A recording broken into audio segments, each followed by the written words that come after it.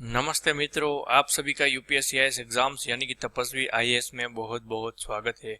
आज का हमारा जो वीडियो लेक्चर है उसका टॉपिक है पोस्ट गुप्ता पीरियड, यानी कि आज हम इस गुप्ता पीरियड के तीसरे वीडियो लेक्चर में जानेंगे कि गुप्ता एम्पायर, जो कि भारत का अब तक का सबसे सुखी एम्पायर भी आप कह सकते हैं या फिर कहे तो सबसे मजबूत एम्पायर भी कह सकते हैं, क्योंकि मौर्य एम्पायर की तुलना में गुप्ता एम्पायर की टेरिटरी कम थी, लेकिन वो मौर्य एम्पायर की तुलना में देखें तो काफ़ी सालों तक वो मध्य जो नॉर्थन इंडिया है उसके पूरे के पूरे पार्ट को कवर करता था। इसलिए भी जो गुप्त पीरियड है उसको क्लासिकल एज कहा जाता है, क्योंकि इस वक्त उस जो गुप्ता पीरियड है वहीं पर जो हिंदू धर्म है उसका पुनरुत्थान हुआ है। साथ ही साथ देखें तो आर्ट एंड कल्चर में काफ़ी, और साथ ही साथ जो दूसरी तरह की जो टेक्नोलॉजी जैसे कि साइंस एंड टेक्नोलॉजी है, और जो स्कल्पचर जो गुप्त जो पेंटिंग्स है और जो सोसाइटी है उसमें भी काफ़ी बड़ा जो चेंजेस है वो गुप्त पीरियड में आया। इसलिए ही गुप्त पीरियड है उसको गोल्डन एज ऑफ इंडिया या फिर कहे तो क्लासिकल एज ऑफ इंडिया कहा जाता है। लेकिन आज हम इस वीडियो लेक्चर में जानेंगे कि वो कौन से कारण थे जिससे ये इतना सशक्त साम्राज्य है उसका जो डिसइंटीग्रेट हो गया, उसका जो डिक्लाइन है वो क्यों हुआ, उसके बारे में आज हम इस वीडियो लेक्चर में जानेंगे। पहले वीडियो लेक्चर में, गुप्ता पीरियड के पहले वीडियो लेक्चर में हमने जाना कि कैसे जो छोटा सा जो मगध का किंगडम था उससे ये इतना बड़ा जो साम्राज्य है वो कैसे इतना बड़ा समुद्रगुप्त ने कैसे ये फैलाया। उसके बाद देखे तो चंद्रगुप्त विक्रमादित्य का काल, जो कि अब तक का सबसे बेहतरीन काल माना जाता है, सबसे बेहतरीन शासन है वो माना जाता है। तो आज हम इस वीडियो लेक्चर में जानेंगे कि ये डिसइंटीग्रेट क्यों हुआ, और साथ ही साथ जानेंगे कि जो सातवाहन के बाद सदर्न इंडिया वाले पार्ट और साथ ही साथ सेंट्रल इंडिया वाले पार्ट में सबसे सशक्त जो राज्य बन के जो उभरा है वाकाटक राजवंश के बारे में आज हम इस वीडियो लेक्चर में जानेंगे। साथ ही साथ जानेंगे कि गुप्त एम्पायर के सक्सेसर्स राज्य कौन कौन से थे उसके बारे में भी जानेंगे। तो सबसे पहले देखते हैं कि जो गुप्त पीरियड है उसी वक्त पॉलिटिकल यूनिटी और गुड एडमिनिस्ट्रेशन और इकोनॉमिक और कल्चरल प्रोग्रेस जो हुई नॉर्दर्न इंडिया में, इसलिए शायद इसको राइटली ही उसको गोल्डन एपोज ऑफ इंडियन हिस्ट्री कहा जाता है, जैसा कि हमने अगले वीडियो लेक्चर में डिस्कस किया है। तो ये पॉलिटिकल यूनिटी और गुड एडमिनिस्ट्रेशन की वजह से इकोनॉमिक कंडीशन है वो अच्छी आ रही, साथ ही साथ जो पॉलिटिकल स्टेबिलिटी है वो ही आई। तो इन सब का फायदा है वो नॉर्दर्न इंडिया वाले पार्ट को मिला। साथ ही साथ जो व्यापार है उसमें भी बढ़ोतरी हुई। साथ ही साथ देखें तो सोसाइटी और जो लिटरेचर है और आर्ट एंड कल्चर है उसमें भी काफ़ी बड़ा जो योगदान है वो गुप्ता पीरियड का रहा है। क्योंकि आप देखें तो पाटलिपुत्र है उसका कंट्रोल इन पूरे के पूरे एम्पायर के ऊपर मजबूत कंट्रोल था, तो ये एम्पायर है वो काफ़ी सालों तक अच्छे से चला रहा। लेकिन स्कंदगुप्त की मृत्यु के बाद ये पूरा का पूरा जो गुप्त एम्पायर है उसका विघटन होने की जो शुरुआत है वो हो गई थी। स्कंदगुप्त की मृत्यु के बाद देखें तो फिफ्थ सेंचुरी है उसके बाद ये जो पॉलिटिकल फ्रेगमेंटेशन है उसकी शुरुआत हो चुकी थी। क्योंकि अब देखें तो पाटलिपुत्र का कंट्रोल उतना अच्छा नहीं था कि वो इन ट्रिब्यूट जो वासल स्टेट और फ्यूडेटरीज जो है उसको कंट्रोल में रख सके। इसलिए ही शायद स्कंदगुप्त की मृत्यु के बाद ये छोटे छोटे जो किंगडम है, फ्यूडेटरीज और ये सब है, वो उन्होंने पाटलिपुत्र से अपना जो इंडिपेंडेंस है वो घोषित कर लिया। और इसकी वजह से जो गुप्ता एम्पायर है और साथ ही साथ देखें तो नॉर्दर्न इंडिया और सदर्न इंडिया वाला पार्ट है वो पूरी तरह से छोटे छोटे राज्यों में बट चुका। तो शायद इसीलिए ही दूसरी बार हमें ये खतरा, जो विदेशी आक्रमण का जो खतरा है वो दूसरी बार हमें है वो झेलना पड़ा है। तो उसके बाद देखें तो गुप्ता पीरियड है उसके बाद काफ़ी ऐसी जो डायनेस्टीज आई है, राजवंश आए हैं जिन्होंने गुप्ता के सक्सेसर के रूप में अपना जो योगदान है वो दिया है, जिसमें जो पुष्यभूति है थानेसर के वो, उसके बाद कन्नौज के मोखरी राजवंश है वो, उसके बाद जो लेटर गुप्तास यानी कि जो बाद के जो गुप्ता राजवंश के जो राजा हुए हैं जो कि उतने शक्तिशाली नहीं थे, लेकिन उनका जो कंट्रोल था मगध के आसपास का, तो वो भी गुप्ता पीरियड के सक्सेसर के रूप में जानते। साथ ही साथ देखें तो जो सौराष्ट्र में जो एरिया था, वेस्टर्न गुप्ता का जो वेस्टर्न पार्ट वाला एरिया था सौराष्ट्र और गुजरात वाला, वहाँ पर मैत्रक राजवंश का, जिसकी कैपिटल वल्लभी थी, मैत्रक राजवंश का शासन रहा। वहीं जो ईस्टर्न पार्ट है, जो कि बंगाल वाला पार्ट था, वहाँ पर शशांक गौड़ ने अपनी जो प्रभुता है वो स्थापित की है। और देखे तो साउथ में भी तरह तरह के जो राजवंश है उन्होंने राज किया, जिसमें विष्णुकुंडी है, कदम्ब है, पांड्य, चेरा और चोला जैसे जो राजवंश है उन्होंने साधन वाले साउथ इंडिया वाले पार्ट है वहाँ पर डिफरेंट टाइम पीरियड में वहाँ पर रूल किया है। तो अब देखते हैं कि जो वो ऐसे कौन से कारण थे जिसकी वजह से ये गुप्ता पीरियड है, जो कि अब तक का सबसे सशक्त पीरियड के रूप में जाना जाता है, वो डिसइंटीग्रेट क्यों हुआ उसके बारे में देखें। तो पहले दो फैक्टर सामने आते हैं, जिसमें पहला आता है एक्सटर्नल फैक्टर। वो विदेशी जो आक्रमण है वो एक्सटर्नल फैक्टर के रूप में जाना जाता है, जिसमें जो हून का जो इन्वेजन है वो प्रमुख है।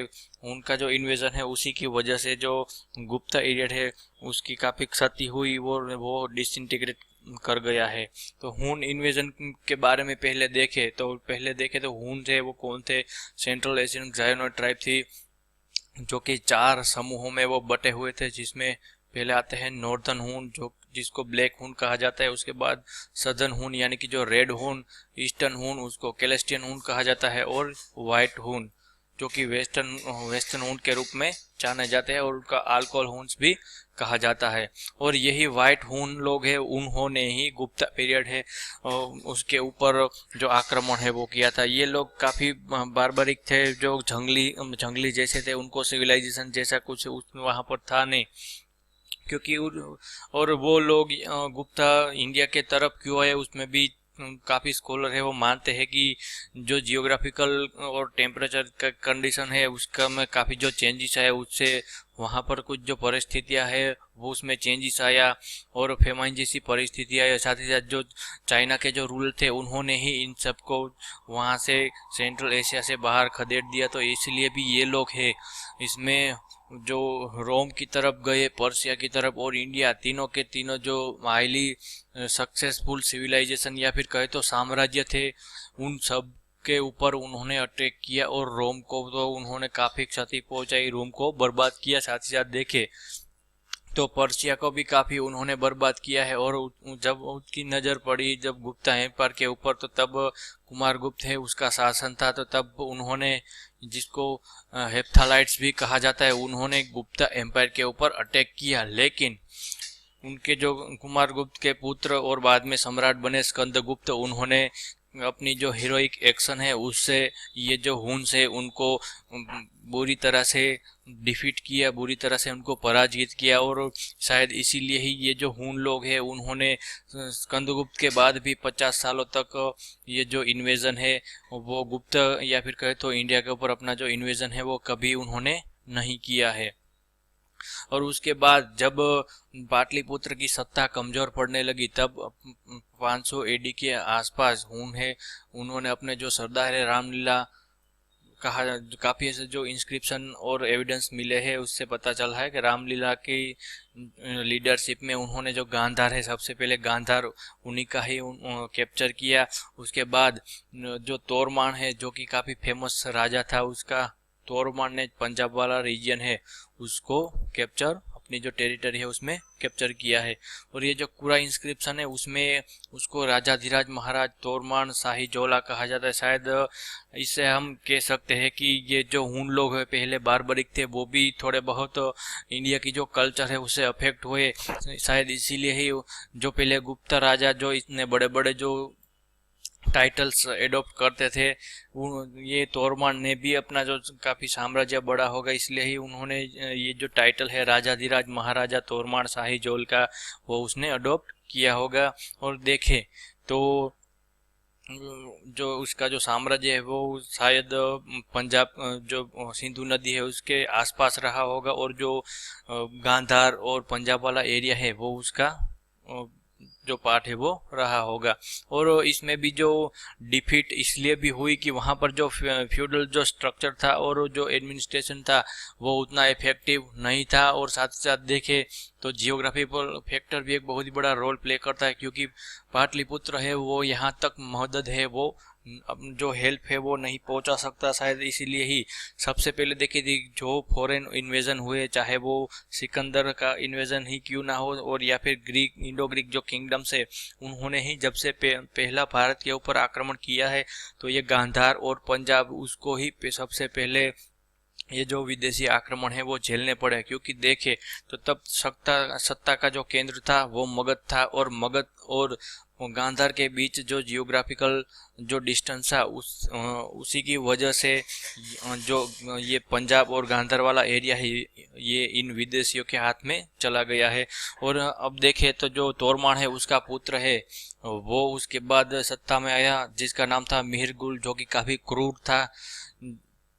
और उसका जो रेन है उसने गांधार से लेकर ग्वालियर तक अपनी जो टेरिटरी है उसमें काफ़ी बढ़ोतरी की है। वो काफ़ी टायरेंट रूलर था, एंटी बुद्धिस्ट था, वो काफ़ी बुद्धिस्ट मोनास्ट्री है उसका उसने डिस्ट्रॉय किया। साथ ही साथ देखिए काफ़ी बुद्धिस्ट मॉन्क है उसकी भी ये मिहिरकुल ने बड़ी क्रूरता से उसकी हत्या की। लेकिन तब भी ये जो गुप्त राजा है वो इनकी हेल्प के लिए आए, और जो मिहिरकुल है उसको नरसिंह गुप्त बालादित्य ने जो डिफीट किया है। साथ ही साथ दूसरी बार मालवा का जो यशोधर्मन है उसने भी इस जो मिहिरकुल है उसको पराजित किया और कश्मीर लौटने पर मजबूत किया। और वहीं ये जो कश्मीर है वहीं उसकी जो मृत्यु है वो हो जाती है। और इसी से ही हूण का जो एम्पायर है, ये जो हेप्थालाइट्स जो एम्पायर इंडिया के जो नॉर्दर्न वेस्टर्न पार्ट में जो बना था थोड़े ही शॉर्ट टाइम के लिए, वो मिहिरकुल की मृत्यु के बाद पूरा का पूरा है वो डिसइंटीग्रेट हो गया। और ये हूण लोग है वो भारतीय संस्कृति को अपनाकर पूरे के पूरे भारतीय है वो बन गए हैं। अब देखते हैं इंटरनल फैक्टर्स की बात करते हैं तो स्कंदगुप्त के बाद कोई ऐसा जो शक्तिशाली शासक नहीं रहा जिसका पूरे के पूरे एम्पायर के ऊपर कंट्रोल हो। और ये जो वासल स्टेट और फ्यूडेटरीज थे उसके ऊपर कोई भी ऐसा मजबूत राजा नहीं आया कि वो पाटलिपुत्र का जो कंट्रोल है वो इन सब राजा के ऊपर बना सके। शायद इसलिए ही वीक सक्सेसर की वजह से ये जो वासल स्टेट जो कि पहले समुद्रगुप्त की जियोपॉलिटिक्स की वजह से पाटलिपुत्र के अधीन थे वो सब की अपनी जो महत्वाकांक्षा है वो पुनः जागृत होती है, क्योंकि उनको पता लग गया क्योंकि पाटलिपुत्र की जो शासक है वो उतने कमजोर है कि वो हमारे ऊपर कंट्रोल नहीं रख सके। शायद इसलिए ही उन लोगों ने अपने अपना जो छोटे छोटे राज्य या फिर कोई बड़ा राज्य था वो इंडिपेंडेंट हो गए। दूसरा है सिविल स्ट्राइप, उनके सक्सेसर के बीच में सत्ता को लेकर जो सिविल वॉर छिड़ी थी उससे भी एक बहुत ही बड़ा ये जो फैक्टर है वो रोल प्ले करता है, क्योंकि इसी से ही कोई ऐसा जो मजबूत राजा है और जो सिविल वॉर की परिस्थिति आती है उसमें जो अपना जो गवर्नमेंट होती है, एडमिनिस्ट्रेशन होता है, उसके ऊपर उसको काफ़ी क्षति पहुंचती है, उसके ऊपर मजबूत पकड़ नहीं रहती है। शायद इसलिए ही जो इकोनॉमी है वो डिक्लाइन कर गई होगी, क्योंकि कोई भी ऐसा मजबूत एडमिनिस्ट्रेशन नहीं रहा होगा। और इकोनॉमी की जो कंडीशन है वो थोड़ी खराब इसलिए भी हुई क्योंकि ये जो हूण लोग हैं उन्होंने गुप्तों का जो रोमन के साथ और साथ ही साथ सिल्क रूट के साथ साथ जो चाइना, रोमन्स और पर्शियंस के साथ जो गुप्त एम्पायर में जो ट्रेड और जो व्यापार होता था वो पूरे के पूरे जो रास्ते हैं उन्होंने बर्बाद कर दिए। और काफ़ी ऐसी जो फर्टाइल लैंड थी वहाँ पर भी उन्होंने इंफ्रास्ट्रक्चर है उसको बर्बाद कर दिया। जो रोड और ट्रांसपोर्टेशन सिस्टम है उसको भी ये हूण लोग हैं उन्होंने बर्बाद किया। शायद इसलिए ही इकोनॉमी की कंडीशन है वो थोड़ी वर्स्ट हो गई होगी। और दूसरा एक कारण इकोनॉमी की कंडीशन वर्स्ट होने का कारण ये भी है कि आप देखें तो सामंतवाद है उसमें भी काफ़ी बढ़ोतरी हुई है, क्योंकि जो समुद्रगुप्त और जो गुप्त राजा है उन्होंने ये सामंतवाद को थोड़ा बढ़ावा दिया था। और जो वीक सक्सेसर की वजह से ये लोग अपनी महत्वाकांक्षा के चलते हुए इकोनॉमी और प्रजा का ध्यान है वो नहीं रखते थे, शायद इसलिए भी इकोनॉमी है उसकी कंडीशन खराब हो गई। और इकोनॉमी खराब होते ही आप बड़ी आर्मी नहीं रख सकते, और साथ ही साथ जो एडमिनिस्ट्रेशन है वो भी उतना मजबूत नहीं होता, तो शायद इसलिए भी जो गुप्ता एम्पायर है वो बाद के समय में डिसइंटीग्रेट कर गया। उसके बाद आता है जियोग्राफिकल प्रॉब्लम्स। जैसा कि हमने पहले डिस्कस किया कि मगध का जो कंट्रोल था वो जो ईस्टर्न पार्ट और वेस्टर्न पार्ट के ऊपर जो कंट्रोल था उसमें काफ़ी चेंजेस, काफ़ी ऐसे जो डिफरेंसेस थे वो पाए जाते हैं, क्योंकि इन दोनों के बीच की जो जियोग्राफिकल डिफरेंस है वो बहुत ही ज़्यादा था। तो ये एडमिनिस्ट्रेशन है वो उतना इफेक्टिव नहीं हो सका, क्योंकि बाद के जो सक्सेसर है वो थोड़े वीक सक्सेसर थे। तो उसके बाद भी देखे तो जो हुन लोग हैं उन्होंने ये कम्युनिकेशन है उसको भी थोड़ा बहुत अफेक्ट किया था, क्षति पहुंचाई थी, शायद इसलिए भी ये जो जियोग्राफिकल प्रॉब्लम है वो बड़ा फैक्टर है वो प्ले करते हैं। उसके बाद एक दूसरा भी कारण काफ़ी ऐसे स्कॉलर मानते हैं वो है बुद्धिज्म। जो बाद के जो गुप्त राजा हुए हैं उन्होंने ये जो बुद्ध धर्म है वो अपना लिया, और ये जो बुद्ध धर्म में जो पेसिफिस्ट पॉलिटी हो जो गुप्तों ने अपनाई, बुद्ध धर्म की शांति और अहिंसा की जो पॉलिसी है, इसी से ही जो आर्मी है उसमें भी काफ़ी वहाँ गुप्तों की जो आर्मी है उसकी वो स्किल्स के ऊपर भी प्रभाव पड़ा। साथ ही साथ देखें तो प्रजा है उसमें भी जो युद्ध के प्रति जो नीति है उसमें भी काफ़ी बदलाव आया, और जो और जो पॉलिटी होती है लोगों के दिमाग में जो विचार आते हैं वो भी शांति प्रिय होते हैं, शायद इसीलिए भी ये बहुत ही बड़ा जो कारण है, कारण के रूप में ये उभरा है। क्यों ये भी भारत ने इससे पहले भी ये पैसिफिस्ट पॉलिसी की वजह से काफ़ी भारत को झेलना पड़ा है, चाहे वो अशोक के समय हो या फिर 1947 और 1962 की जो लड़ाइयाँ हुई उसमें भी हम देख सकते हैं कि जो हमारी शांति प्रिय नीति है इसी की वजह से भारत ने काफ़ी कुछ सालों तक ये जो है वो झेला है। अब देखते हैं गुप्ता के सक्सेसर के बारे में। उसमें पहला आता है मोखरी, जो कि मोखरी है वो वेस्टर्न उत्तर प्रदेश और कन्नौज के आसपास का जो एरिया है और वहाँ पर ये रूल करते थे, और बाद में वीक सक्सेसर की वजह से उन्होंने काफ़ी जो पार्ट है मगध के पार्ट उन्होंने कैप्चर कर लिए होंगे।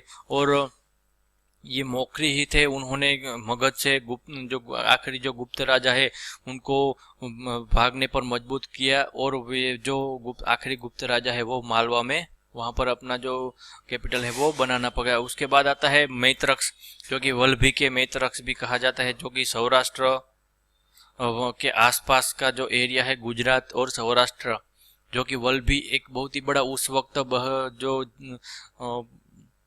बहुत ही बड़ा आर्ट एंड कल्चर और एजुकेशन के लिए भी काफ़ी फेमस था। वहाँ पर वल्लभी यूनिवर्सिटी फेमस थी। साथ ही साथ देखे तो पोर्ट के लिए भी फेमस था, और साथ ही साथ देखे तो जो लिटरेचर है उसके लिए भी ये जो वल्लभी है वो फेमस था। ये यहाँ पर जी लिखा गया है कि ये एच है वल्लभी। और जो भट्टारक है उसके रूल में ये जो वल्लभी है वो कल्चर है उसके लिए भी, और ट्रेड और कॉमर्स है उसके लिए भी ये वल्लभी है वो जाना जाता था, और उसने काफ़ी सालों तक अरब के अटैक से उसको रिपल्स कर दिया था। उसके बाद आते हैं पुष्यभूति थानेश्वर के जो पुष्यभूति राजवंश है, हर्षवर्धन है वो इसी पुष्यभूति राजवंश का ही राजा था। इसके बारे में हम बाद में देखेंगे। अब पहले देखते हैं कि जो पुष्यभूति है उन्होंने ही उसमें प्रभाकर वर्धन है वो काफ़ी फेमस राजा था, उसने परम भट्टार और महाराजा धीराज जैसे जो टाइटल है वो अडोप्ट किए थे। और जो मोखरी के राजा है ग्रहवर्मा उसके साथ उसके मैट्रिमोनियल अलायंस थे। जब प्रभाकर वर्धन की जो पुत्र थी उसकी शादी राज्यश्री उसकी शादी जो मोखरी के राजा ग्रहवर्मन है उसके साथ हुई थी, और इसी से ही ये दोनों के दोनों एम्पायर है उसमें काफ़ी मजबूती आई, और गुप्तों को जो लेटर गुप्ता से उसको भी इससे काफ़ी क्षति पहुंची है। उसके बाद आता है गौड़, जो कि बंगाल का जो एरिया है वहाँ पर ये गौड़ राजवंश है वो राज करता था, और उसमें भी सबसे ताकतवर राजा था शशांक गौड़। शशांक गौड़ है, इसने ही ये जो मोखरी है उसके ऊपर अटैक किया था और ग्रहवर्मा के मृत्यु का कारण है वो भी ये शशांक गौड़ था। और बाद में हर्षवर्धन ने ही ये शशांक गौड़ को बुरी तरह से पराजित कर दिया था। और ये सब बातें हैं वो हम बाद में देखेंगे। अब देखते हैं वाकाटक राजवंश के बारे में। क्योंकि आप देखें तो जो गुप्त एम्पायर है वो नॉर्थन इंडिया में वाला जो पार्ट है वहां पर ये रूल करता था मेनली। वहां पर ही उसका जो फर्टाइल लैंड, यहाँ पर गंगा नदी के आसपास ही उसका जो साम्राज्य है वो फैला हुआ था। वही जो वाकाटक किंगडम है उसने सातवाहन जो साम्राज्य था उसके खंडहर के ऊपर ही वाकाटक जो राज्य है वो काफी अच्छी तरह से वो फूल फल रहे वो रहा था। अब देखते हैं वाकाटक राजवंश के बारे में। क्योंकि देखें तो सातवाहन राजवंश के बाद ही वाकाटक राजवंश ही ऐसा था जिसने सदर्न इंडिया के काफी ऐसे जो पार्ट है वहां पर काफी सालों तक इफेक्टिव रूल है वो किया था। तो जो वाकाटक है उसका काफी महत्व इतिहास में भी है। क्योंकि वो दक्षिण में जो मिड 3rd सेंचुरी है, ये जो डेक्कन है वो महाराष्ट्र और शायद जो कर्नाटक के आसपास का जो एरिया वो उसको उस वक्त डेक्कन कहा जाता होगा। ये दक्षिण में ये काफी सालों तक ये जो रूल है वो चलता रहा है। और वाकाटक है उनको सातवाहन के सक्सेसर के रूप में भी देखा जा सकता है। और ये शुंग राजवंश कण्व और सातवाहन की तरह ही ये ब्राह्मण थे।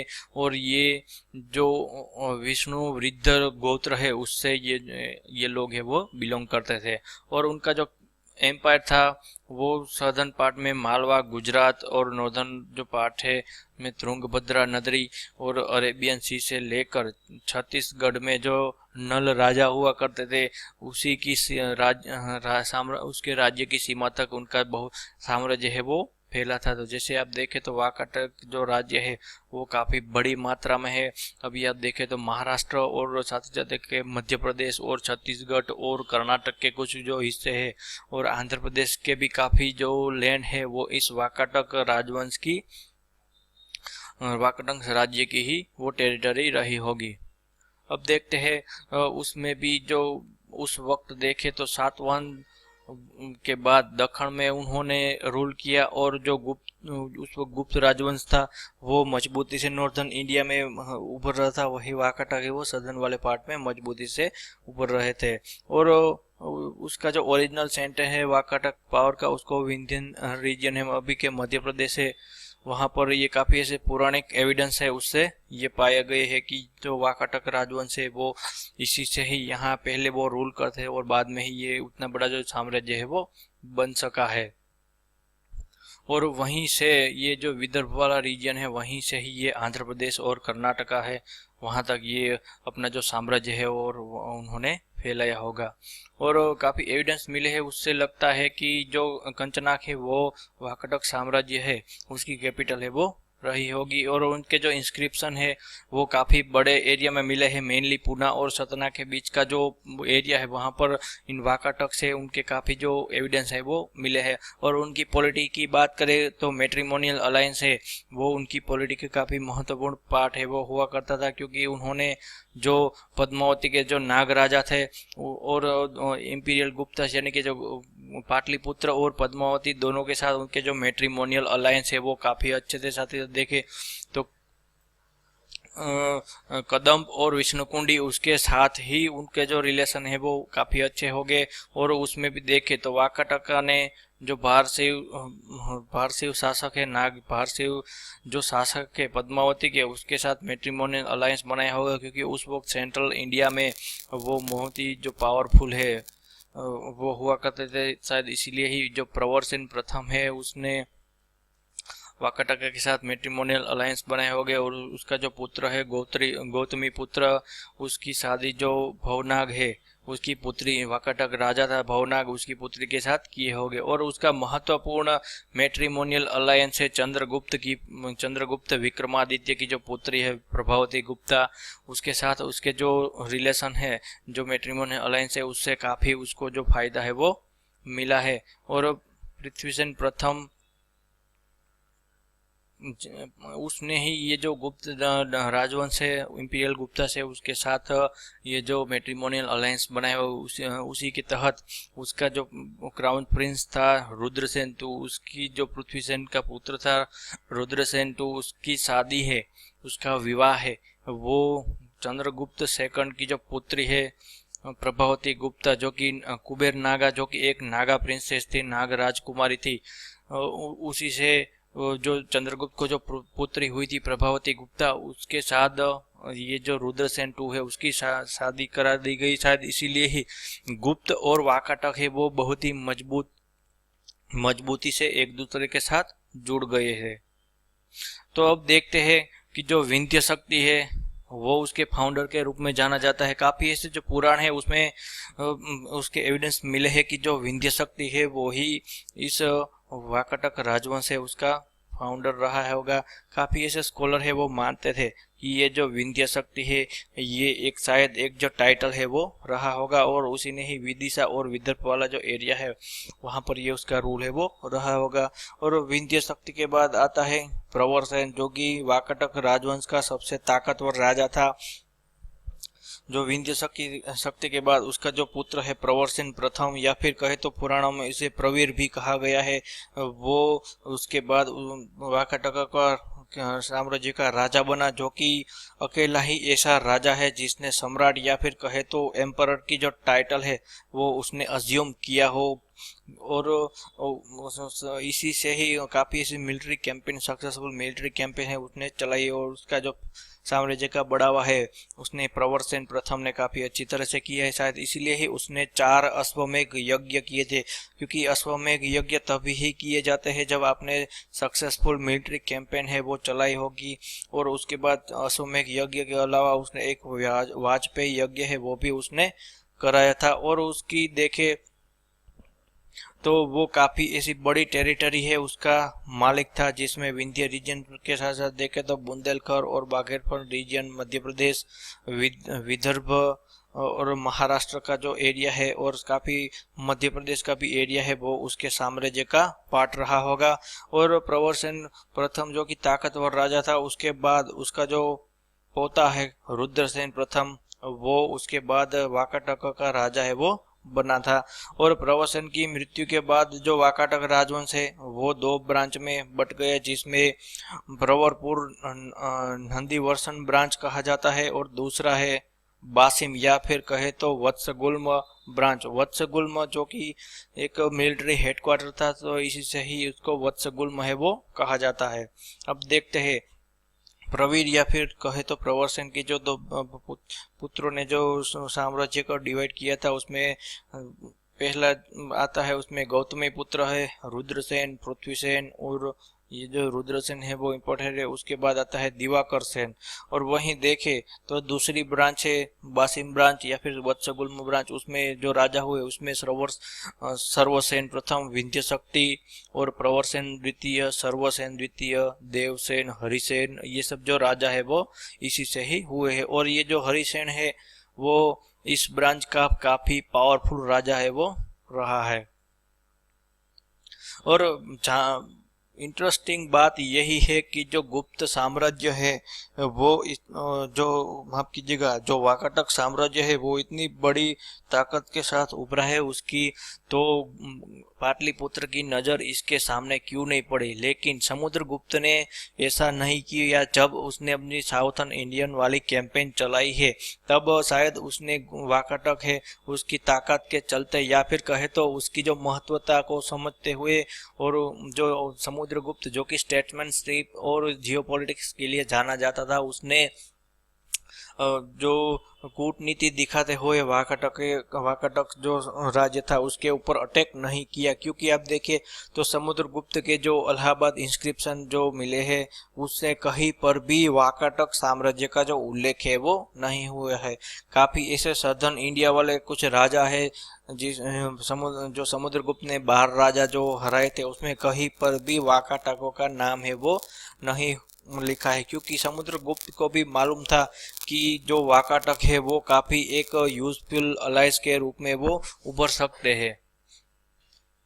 तो अब देखते हैं रुद्रसेन के बाद जो पृथ्वीसेन है वो है उसका राजा बना है, और उसने ही कुंतल राज्य को वाकाटक साम्राज्य में उसने मिला लिया है। उसके बाद आता है रुद्रसेन द्वितीय, जो कि हिस्ट्री में काफ़ी फेमस है, क्योंकि उसका जो विवाह हुआ है उसी से ही ये हिस्ट्री में काफ़ी फेमस है, क्योंकि चंद्रगुप्त विक्रमादित्य की जो पुत्री है प्रभावती गुप्त, उसकी शादी इस रुद्रसेन द्वितीय के साथ हुई थी। और शायद इसी से ही चंद्रगुप्त विक्रमादित्य ने जब जो वेस्टर्न क्षत्रप के ऊपर अटैक किया तो उसको वाकाटक राज्य से काफ़ी जो मदद मिली है, वो शायद इसी जो लॉजिस्टिक सपोर्ट जो प्रोवाइड किया था वाकाटकों ने, शायद इसी मैट्रिमोनियल अलायंस है उसी से ही ये हुआ होगा। और जो रुद्रसेन है उसकी मृत्यु है वो उसके शासन के 5वें वर्ष में हो जाती है। उसके बाद जो प्रभावती गुप्त है, जो कि अपनी पिता की वजह से प्रभावती गुप्त है, उसने जो अपने माइनर जो राजा थे, जो कि दिवाकर सेन, जो कि उसका पुत्र था, उसको बड़ी कम उम्र में राजा घोषित कर दिया था। दिवाकर सेन के लिए वो रीजन्स के रूप में है वो राज करते थी। और इसी की जो रीजेंसी है तभी इसकी जो रीजेंसी चल रही थी तभी इनके पिता है चंद्रगुप्त द्वितीय, उसने ही इन फॉरेन जो रूलर थे, वेस्टर्न क्षत्रप रूलर, आखिरी जो रुद्रसिंह टू थे, उसको ओवरथ्रो है वो इसी से ही कर दिया है। और रुद्रसेन की मृत्यु के बाद जो इसकी रीजेंसी चल रही थी उसमें जो पाटलिपुत्र है उसका हस्तक्षेप है वो वाकाटक राज्य की पॉलिटी और एडमिनिस्ट्रेशन है उसके ऊपर काफ़ी ज़्यादा हुआ करता था। अब देखते हैं प्रवरसेन की बात करते हैं। उसके बाद वो प्रवरसेन है वो राजा बना, और उसके बाद राजा बना नरेंद्र सेन।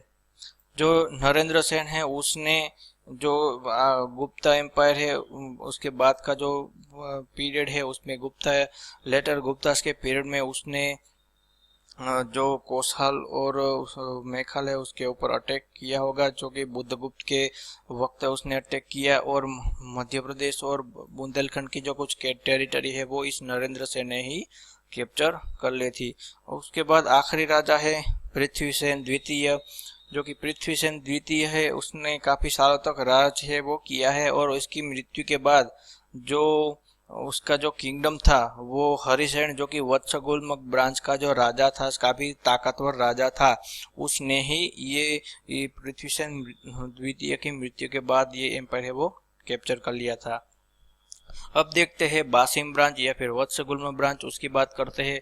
और ये जो बासिम ब्रांच है वो उसका जो फाउंडर था वो था सर्वसेन, जिसे धर्म राजा भी कहा जाता था, क्योंकि इसके शासन की तुलना पुराणों में युधिष्ठिर से की जाती थी, शायद इसीलिए ही इसने धर्म राजा का जो टाइटल है वो अडॉप्ट किया था। जो कि वाकाटक डायनेस्टी के एकमात्र जो सम्राट थे प्रवरसेन, उसका ये दूसरा पुत्र था। उसके बाद विंध्य शक्ति है वो राजा बना, प्रवरसेन द्वितीय राजा बना, और देवसेन द्वितीय जो कि बहुत ही माइनर राजा है वो बना। इनका रूल तो काफ़ी सालों तक चला, लेकिन उस कोई ऐसी हिस्टोरिकल जो इवेंट है वो नहीं हुई होगी। उसके बाद आता है हरिसेन, जो कि वासिम ब्रांच का सबसे ताकतवर राजा है वो यही था। He was the most powerful ruler of Washim branch, और वो काफ़ी बुद्धिज्म और बुद्धिस्ट आर्किटेक्चर है उसका पेट्रोन था। उसने जो बुद्धिस्ट आर्किटेक्चर है उसको काफ़ी जो बढ़ावा है वो दिया था। और जो बुद्धिस्ट जो अजंता केव है उसमें 3 केव और 2 विहार और एक चैत्य है उसका निर्माण है। और इसे और वहाँ पर जो पेंटिंग्स वगैरह जो निर्माण है वो इस हरिसेन जो है उसी के ही राज में वहाँ पर ये बनाए गए हैं। और अजंता केव इंस्क्रिप्शन है, इसमें भी इसकी जो टेरिटरी है उसमें दिया गया है। उसने मालवा, कौशल, कलिंग और कुंतल जो महाजनपद थे इन सब को उसने अपनी जो राजवंश है और माफ कीजिएगा अपनी जो टेरिटरी है उसमें उसने मिला लिए थे। और जो हरिसेन है उसके वक्त ही ये जो वाकाटक राजवंश है वो अपनी जेनिथ या फिर सर्वोच्च कक्षा है वहां पर ये था। जब इसकी मृत्यु हुई तो पावर और प्रेस्टीज की जो देखे उसके बारे में देखें तो हरिसेन की मृत्यु के समय जो वाकाटक राजवंश है वो अपने पीक पर था। और उसमें उसके बाद देखें तो वराहदेव का भी एक जो मेंशन करना हमारे लिए जरूरी होता है, क्योंकि ये हरिसेन का जो मिनिस्टर था उसने भी जो ये रॉककट विहार है उसका निर्माण है वो कराया था। और ये इसके जो पिता थे वो भी वाकाटकों के ही ये मिनिस्टर है वो हुआ करते थे। अब देखते हैं फॉल ऑफ किंगडम, या फिर कहे तो इतना जो अच्छा जो साम्राज्य है सातवाहन जैसा ही उसका है वो डिसइंटीग्रेट क्यों हुआ। जो वाकाटक राजवंश है वो थोड़े ही वक्त में, जब हरिश्चंद्र की मृत्यु के बाद ही थोड़े ही वक्त में 500 एडी के आसपास वो सिर्फ 40 सालों के अंदर ही छोटे छोटे राज्यों में बट गया और पूरा का पूरा जो वाकाटक राजवंश है वो डिसइंटीग्रेट कर गया। और उसका जो काफी जो टेरिटरी है वो चालुक्य राजवंश द्वारा जो है वो कैप्चर की गई। और उसके बाद भी देखे तो कर्नाटक के कदम्ब, कलचुरी, नॉर्थर्न महाराष्ट्र के करचोरी, और जो बस्तर या फिर छत्तीसगढ़ के जो नल राजा थे उन सब ने हरिसेन के बाद के जो वीक सक्सेसर हुए उस वक्त उनकी जो टेरिटरी है इन सब राजाओं ने उसके जो वाकाटका के ऊपर अटैक करके ये टेरिटरी है वो कैप्चर कर ली है। क्योंकि आप देखें तो कोई भी साम्राज्य की बात करे तो वीक सक्सेसर के वक्त ही ये जो एम्पायर है वो डिसइंटीग्रेट है वो कर जाता है। शायद इसलिए ही किसी ने कहा है कि ये जो भूमि है वो कभी ना कभी कहीं ना कहीं ये काफी जो पावरफुल राजा है उसके अधीन है वो रही है। तो अब देखते हैं उनकी पॉलिटी और एडमिनिस्ट्रेशन के बात करते हैं। वो गुप्तों के जैसे जो डिवाइन ओरिजिन है, जो दिव्यता है उसमें वो बिलीव है वो नहीं करते थे। वो अपने जो अलाइस थे इंपीरियल गुप्त उनके तरह वो बड़े बड़े जो टाइटल है वो अडॉप्ट नहीं करते थे। सिर्फ ये प्रवर्सन एक अकेले ही ऐसे जो राजा है उसने सम्राट की उपाधि है वो हासिल की थी।